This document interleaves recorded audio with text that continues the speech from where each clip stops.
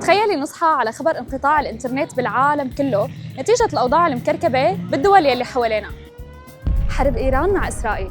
بهيك لحظات أول شيء بيخطر لنا كيف نتواصل مع بعض وكيف نعرف شو عم يصير حوالينا، على العلم إنه نحن متعودين الرسالة توصل بثانية.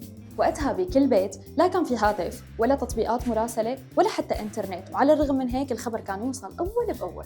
القصة كانت تتبلش بجملة بسيطة كتير واللي هي سعاد خانم عاملة صباحية لكل نسوان الحارة ومو تعو.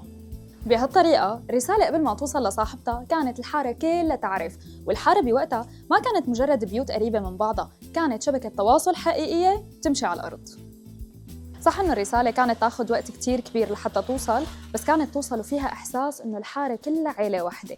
واليوم بزماننا الرسالة بتوصل بثانية واحدة، بس لو انقطع الإنترنت بشي يوم من الأيام رح نكتشف إنه في عنا طرق تانية لنوصل لبعض فيها. وإنت خبريني، لو رجع فينا الزمن بتفضلي الرسائل السريعة ولا رسائل الحارة؟